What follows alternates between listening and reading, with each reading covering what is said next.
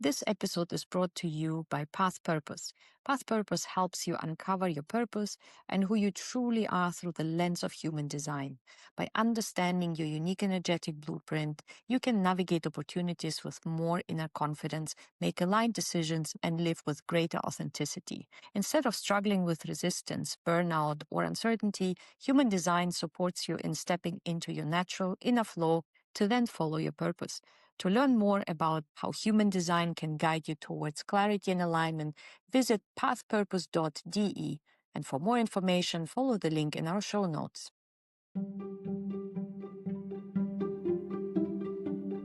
Hello and welcome to Young Blossom25 Future Leaders Revealed.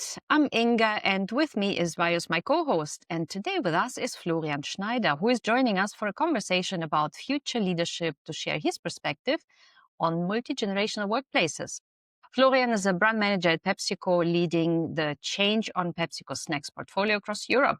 With a sharp focus on innovation and brand building, Florian is at the forefront of creating campaigns that delight millions of snack lovers. He is also an active voice in marketing and e-commerce trends, sharing insights that inspire both seasoned professionals and curious newcomers alike.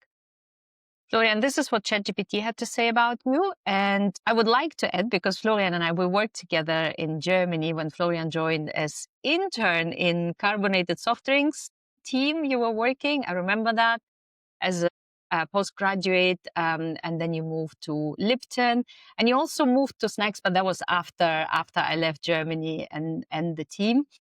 And obviously, Florian, your perspective, because you're not a Gen Z, you are a millennial. And Yes. We want to talk a lot more with you about your perspective on that generation. You're close enough to them, a lot closer than we are. But before we dive into it, how did ChatGPT do on your introduction? Quite well, actually. Maybe two things that surprised me was the e-commerce expertise. I would not really describe myself as an absolute expert in e-commerce, but yeah, apart from that, sounds like a very true summary of my CV. Yeah. Anything else you would add? Yeah, maybe about me as a person. If you're a fan of like personality models and Yes. insights discovery, Yes. I'm very blue. I'm extremely rational thinking, very analytical. I sometimes feel like a unicorn in the marketing world because that's maybe not your stereotypical marketeer. I'm also extremely introvert and not the typical extrovert marketeer. So going on a podcast is kind of pushing myself and it's a growth opportunity. So thank you very much for having me and giving me that opportunity. But yeah, that's me. Yeah, and you're nearly now 8 years, I think, with PepsiCo. I worked with you, as I said, Yes. for about 3 years. And I think back then you were one of the good millennials. I remember you being very hardworking. I remember you being very dedicated, very blue, as you say. So for those listeners who don't know what we're talking about in terms of colors, Insight Discovery is a personality test. And if you have the color blue in you, you're very analytical, very rational, very logical, mostly introverts or more likely to be introvert. So you were always very deadline. There was never a deadline missed with you. You were always prepared, always very diligent. So that was it was fun to work with you. Well, that generation was probably very, very much known for being very vocal about work-life balance. That's really what I remember. Not sure if it's still a thing. However, before we jump in and I hand over to Vajos, just a reminder for our listeners, this is a podcast where we have conversation with future leaders to gain first-hand understanding from them about their approach to work, life, learning, progress, and equally we will welcome and welcoming current leaders on the show to share the insights with them and provoke how working environment and also learning institutions to some extent need to adapt and so that younger generation can be set up for success. Great. And I think with that, a very warm welcome from my side as well. Florian, it's great to have you on the show. I always ask and I always start with this question. We would like to understand a little better your perspective on generational gaps in the workplace and what role current leaders play versus Gen Z. What is it that you see in the workplace? Yeah. A tough question to begin with, but I think there's definitely differences between generations. Mm-hmm. everyone is probably a bit shaped also by their experiences, by their environment, social environment, economic environment. And to me, it's very logical that Gen Z just grew up in a very different world than I did and also than previous generations did. So there are definitely differences in values, differences in priorities. It was very eye-opening to me when I thought about it, but the vast majority of Gen Z in the workplace right now, they entered during COVID or after COVID. So they probably don't even know a workplace where you go to a physical office every single day. Of course they are different. Of course they have different expectations and also demands. But at the same time, I think it's maybe too simple to just say all Gen Z are the same, all millennials are the same, because these experiences and this environment can also differ. I would be a bit careful to say there's a huge generational gap. I would definitely agree there are differences, and it's important to acknowledge and recognize these differences and kind of bridge this gap if it exists. Yeah, I think also life stages. I think if I look back, me as a 25-year-old, I think I was also a slightly different person and maybe closer to a Gen Z 25-year-old. And maybe they will also change as they mature and get older. That's a great note, because we had this discussion also with Irais in our first episode, and this was also kind of her notes, that this is a generation that we need to see getting more mature, growing up, to see their full spectrum. Is there anything particular that you think makes Gen Z special? Definitely technology and how they handle technology. I think as a millennial, or we millennials, we were kind of the bridging generation. We know a past of no smartphone, no internet, but then it all came while we were in very formative years, teenagers. Gen Z is the first truly digital generation. They probably had a smartphone in their hands at age 2 or 3. The way they consume content, I think it's different. Bite size, very short, very fast paced content. I feel sometimes overwhelmed on TikTok, I have to admit. It's just too fast paced for me. Yeah, I think that is maybe even a strength for them, though the speed at which they process information, that is something that is very unique and probably a unique strength of Gen Z. Inga? I think Bias is getting some visitors. No worries. Florian, one thing that, and it's probably because I worked with you, what is it that do you have a team now? Are you managing people?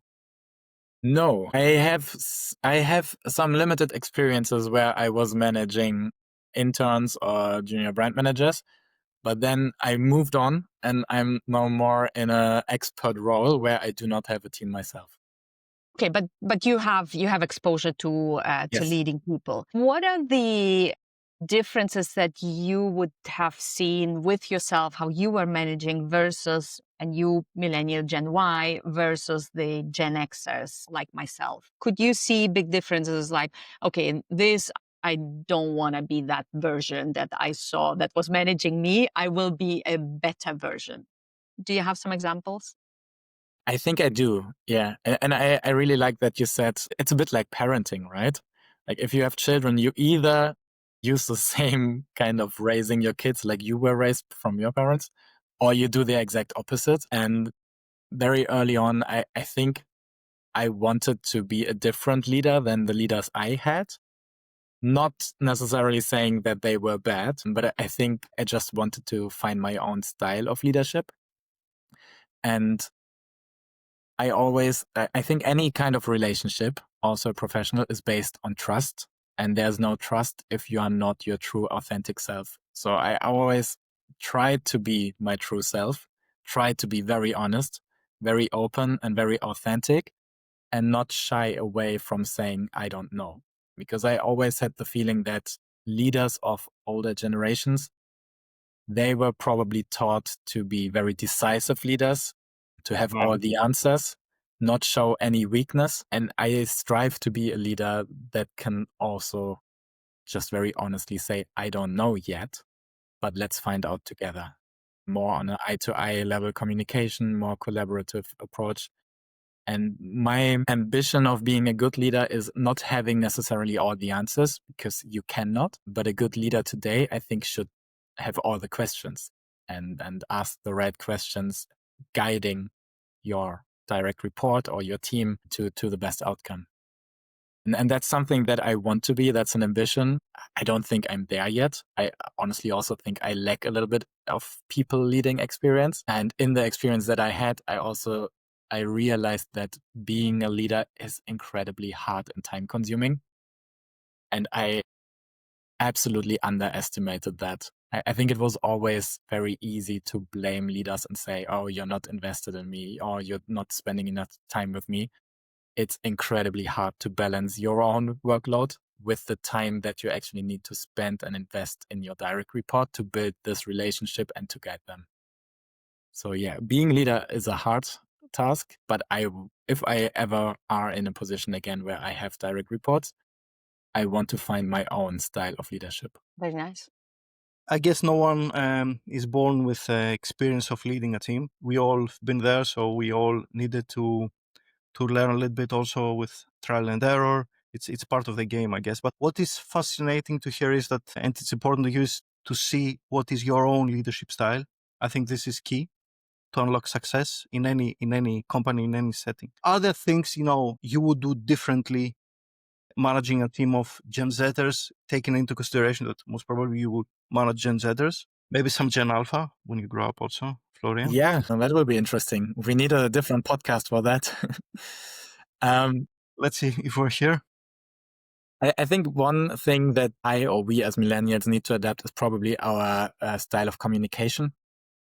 How so? I was still taught to write emails, to write brief and precise emails, but spend a lot of time in drafting your email and really be on point. I don't think that email is the preferred communication for Gen Z, and probably also not for the generations that will follow. So changing your communication style, chat, WhatsApp style communication, being very short and very brief, I think that is something that we as millennials need to get used to, and not just for informal, but also for very formal alignments through chat and not through emails anymore. I think that also already evolved a little bit with us as millennials. I always preferred written communication over calls, but I know that a lot of my leaders, being the generation before, they always preferred to have a short phone call or a face-to-face meeting.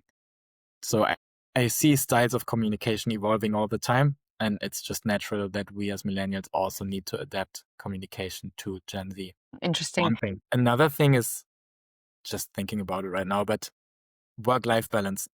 We talked about this very briefly in the beginning. I'm still a big advocate for work-life balance. To me, there's work and there's life. I was extremely interested to learn from Vera, your last guest, that she said as a Gen Z member, there is no work-life balance. Work is life, life is work. It's all intertwined. I think that is something, a huge difference probably in generations, that also we as millennials need to be aware of.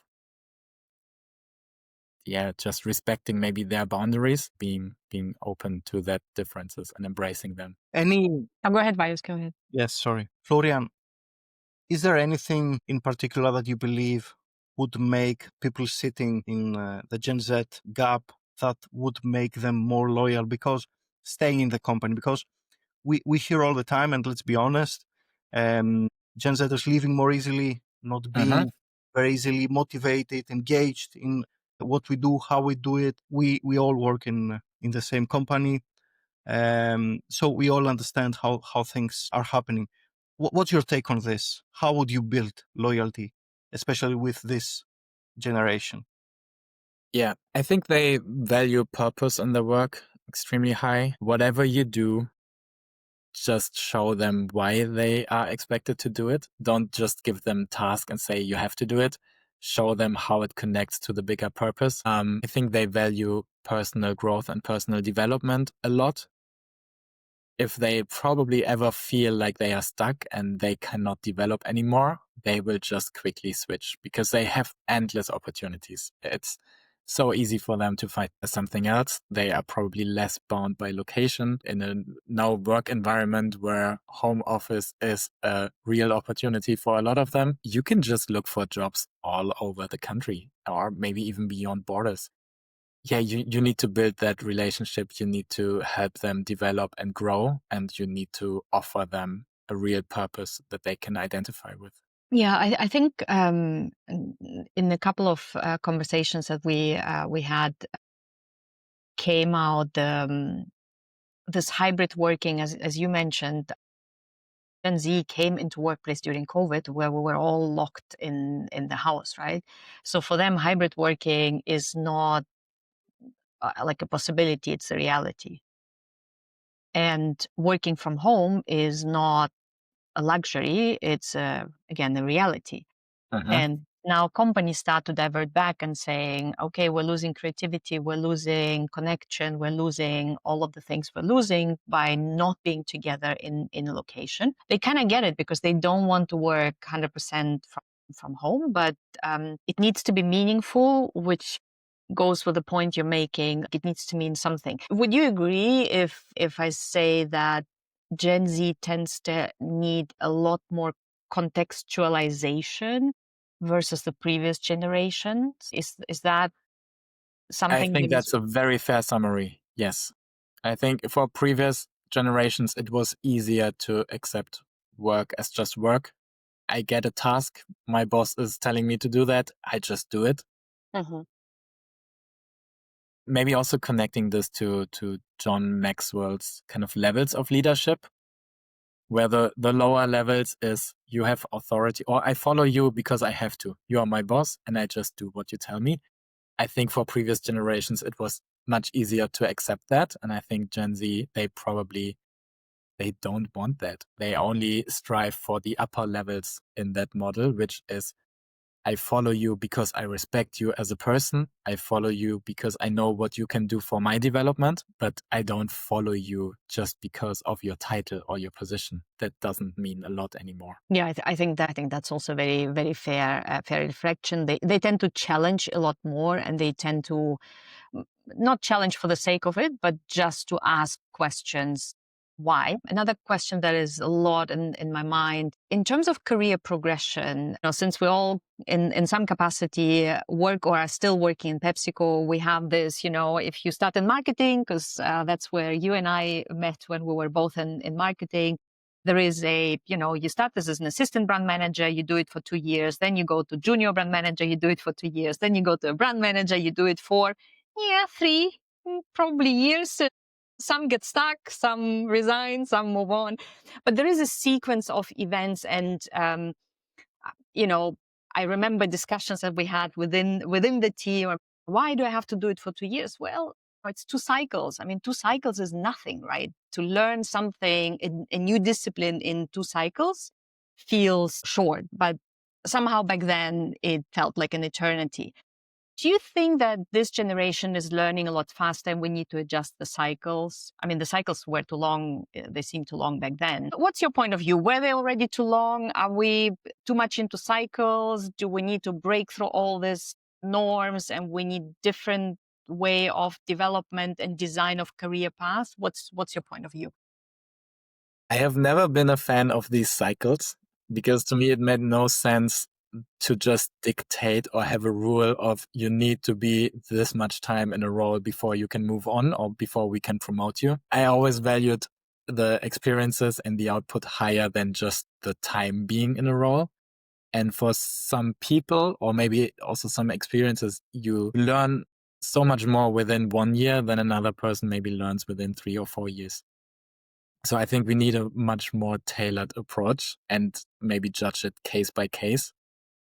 At the same time, also this, now looking back, I had the same expectations. I'm 2 years in this role. I need to move on now. Otherwise, I felt like I was stuck and I was very impatient.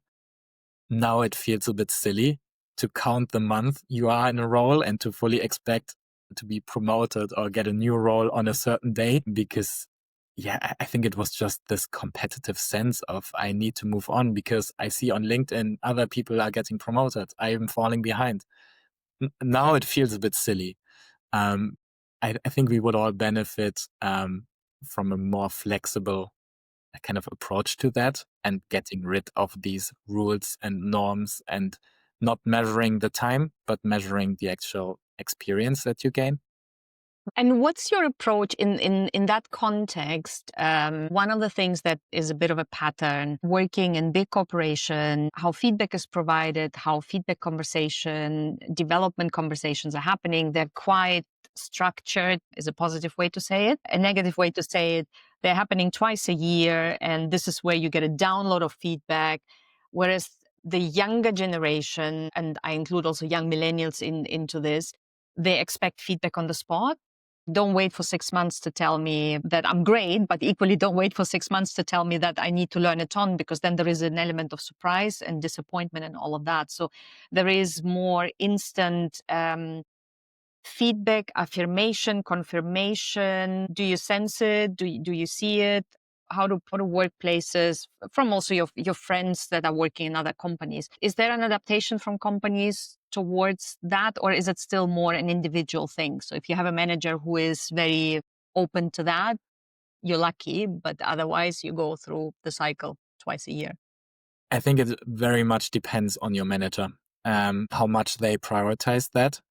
I always valued immediate feedback much, much higher, but at the same time, I do see a positive aspect in this 2 cycles per year, because it forces you in a good way to have a proper time dedicated to your career, to your also career aspirations. Like in PepsiCo, you both know this, but we have this ACE model where you have minimum once a year. For many managers, I had it even twice a year, where you have career talks about your aspirations. Where do you want to develop? Where do you want to go? What might be a next role for you, your capabilities, and kind of what engages you, what motivates you. I always thought that was extremely helpful. And I know that not all the companies do have this process in place. And so I appreciated having that, but I also valued having immediate feedback from my managers and not them waiting 6 months for the next cycle to give me feedback. So feedback immediately, but still keep these conversations about career, because it also gave me the impression that my managers are actually invested and interested in my career progression. So I felt very valued through that. And before because there's one question that that popped up in my mind. So you're in marketing, you're working now in the innovation team. How much effort is there, and how much focus is there on Gen Z, younger generation? Because they're the future. I mean, they're the current consumers, but they're even more the future consumers. The purchasing power is going to sit with them to a high extent. How much focus is there, and what does that mean? How does that look like? I would say there's actually a very high focus. Like for a lot of projects and a lot of now, especially innovation projects, we identify Gen Z as one of the core target groups. So there's a lot of researches done, studies done, exploring their needs as consumers. I think if we would invest the same resources and the same amount of money in understanding Gen Z as employees, we probably would have a much better leadership approach. But we are trying to understand them as consumers. I think there's a big focus on them. What makes them different to, I don't know, to me, Gen X? Also from a consumer perspective now, I think they have a very different approach to how they interact with brands. They have different expectations towards brands. They also choose a lot of brands that have the same or shared values. So it's not enough as a brand to just offer your product on shelf. You need to kind of spice it up with a little bit of personality. You need to have an emotional positioning. You need to have social responsibility, and you need to actually show that and not just say it. Because I think the sentiment towards big corporations is probably a bit critical. So you need to not just talk the talk, but walk the walk and actually show that you have shared values and that you are acting also in their interest. Mm-hmm. So I think Gen Z as consumers are also very particular and very more demanding, similar to Gen Z employees. Yeah. And I think we have a headline from your podcast, investing more in understanding the needs of Gen Z in the workplace. I think it's great that someone says it. I was talking to let's call it a very important CHRO some months ago. He's very famous. He works for a very important company. He's leading a very important company at HR level, and he's a guy that doesn't believe in generations. So he says Gen Z doesn't say much to me. Yeah, because at the end of the day, we are all people. We all have common needs. We all have common ambitions, and we at the end of the day, we're just human beings. How do you reflect on this one? What's your take on this one? I'm not sure if I would fully agree, but I get the point. And I think that was what I wanted to say in the beginning. Mm-hmm. It's too simple to just say, this is Gen Z, all of them are the same. And I do agree that there are also, maybe we are focusing too much on the differences and we are ignoring a lot of the commonalities that we have. Mm-hmm. Because what Gen Z is demanding, like respect, having purpose in a job, I can get behind that. I want all of that as well. So I think probably 90% are common or shared beliefs. And then we focus maybe a bit too much on the 10% that are different. And from that 10%, a little bit is maybe driven by the age or life stage. A little bit is maybe driven by the generational shared experiences, like entering the workplace after COVID. But I can see how you can come to that conclusion and say, I don't really believe in that generational gap, or maybe it's overstated. It's not as big as we think it is. Yeah, maybe because this 10% of differences is the one that's more spicy. Yeah. The one you could put more gossip and human beings gossiping. Great equation. Okay, I think we talked a lot about things that maybe would help Gen Zers thrive, become better. Are there any things that Gen Zers need to change, to adapt? Because it's two-sided, yeah? It's two parts of the coin. Things that Gen Z needs to change. Yes, to adapt. That is a tough question. I think it's just, I think both generations, if we want to keep that kind of term, is we need to meet in the middle. Mm-hmm. You cannot expect Gen Z to change to your style completely, but at the same time, I think it's unfair to say, okay, all the others need to change and adapt to Gen Z. It's about meeting in the middle, finding common middle ground. I think the probably the key or the first step is just acknowledging that there are differences and being willing to gap them, to bridge the gap, to close them. I have trouble really saying one or two things that they need to change. I think it's probably, again, case by case, and it's a very personal, individual relationship between a manager and an employee, between a company and an employee. But if all participants are acknowledging the gap, are willing to close it and find common ground, I think that's the best approach to it. I think the reason the question comes up like this, when we talk to Gen Z, and the younger they are, the more profound it is that they're quite absolute in the statements they're making. And we probably were absolute as well. We were just not expressing it as in your face. Maybe with the friends we were, but then towards people where, it would have made a difference, we were a bit more moderate. And because they're so absolute, that's why we probably talk a lot more about the differences than we talk about commonalities. Because as you say, the values that they have, the things that they value are the things I value as well. They're absolutely the things that I, as somebody, whether I'm a leader or I'm working for somebody and I'm led by somebody, exactly the same. I just will take up with shit for a lot longer than they do. Like, that's the reality. Like, I will endure difficult situation, stress, anxiety for a lot longer than they do. Now, again, that probably is linked to the fact that it comes also a bit with experience.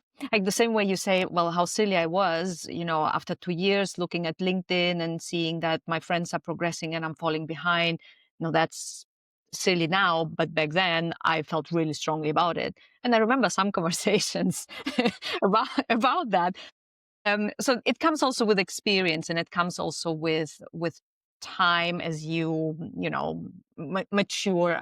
I guess to some extent. I think that the biggest and how Vios and I came together to talk about that topic at all is to understand the misconceptions, because a lot of it is misconceptions as well, right? And highlighting that it's misconceptions rather than this is how they are, and to talk with them rather than about them. And I think with this generation, being particular as to how they were raised and with what, there is a lot of talk about them and there is very limited talk with them, where they can actually express themselves in this absolute way. But when you start talking and you start the conversation, it's a lot more toned down and their needs are a lot more basic. And I think the biggest topic I see, especially for entry level, because that generation is still quite young, they need a lot more guidance than we think. A lot more guidance than, and because we think, oh yeah, okay, they come, they're entitled, they know everything. So, okay, show me. And then we're almost setting them up for failure rather than for success, because we want to prove to them that you don't know everything. Let me prove to you that you don't know everything, which is silly as well, right? So we're kind of hoping that through the dialogue, and indeed there are a lot more commonalities than there are differences. And human nature is to focus on the differences. It's like your strengths and opportunities. What do we focus on? On the opportunities. Instead of amplifying the strength, we are talking about the opportunity areas all day long. But I think there are many things you mentioned, and that CHRO, I kind of have an idea who that is. I will not say it, but I will confirm later. Probably will not come to the podcast to talk about it, but I would be curious to have her on it to talk about that generation and how do we all make an effort, all, including that generation, to come closer together. I think that's the key thing. Yeah. As you were talking, I was remembering maybe one advice that I was given when I was younger, less mature. And maybe that is something that is just universally true and helpful. And that was because I was also very vocal about some topics. I was also sometimes very demanding. And PepsiCo has this culture, and I actually love it, but speak with truth and candor. So I always believe this is what is expected of me, to voice my opinion fearlessly, to say what I think is wrong.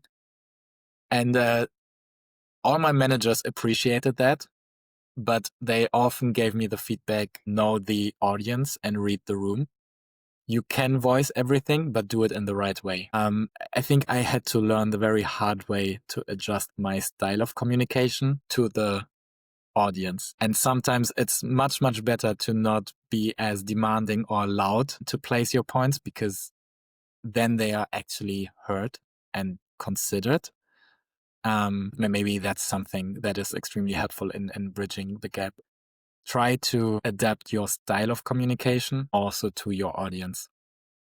I think that is beautiful.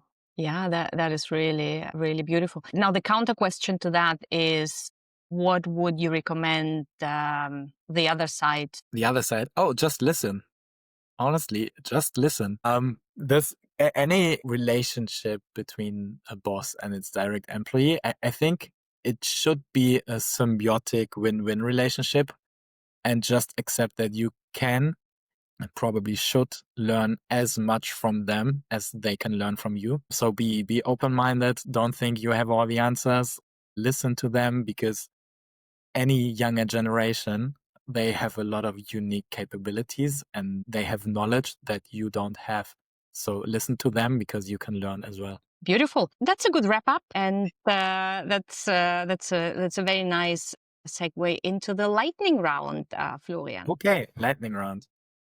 I will shoot a couple of questions. Don't overthink it. Shoot back at me your answer. Chat channel that you use the most. WhatsApp, Social media you spend most of your time on. Instagram, You get your music from, Spotify, you get your podcasts from, also Spotify. physical books or audiobooks. I love having a physical book. It's a different experience.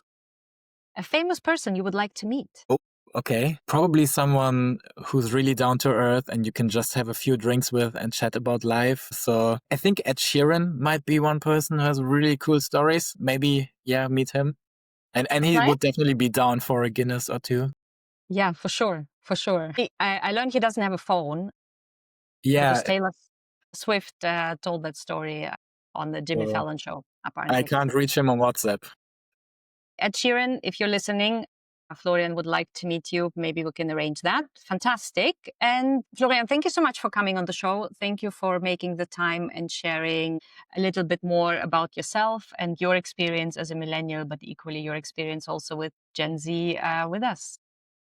Thank you for having me. That was really fun. Thank you. It was really amazing having you. I think everyone knows that we're available everywhere from wherever you get your podcast, including YouTube. Until next time, see you. See you. Thank you. Bye.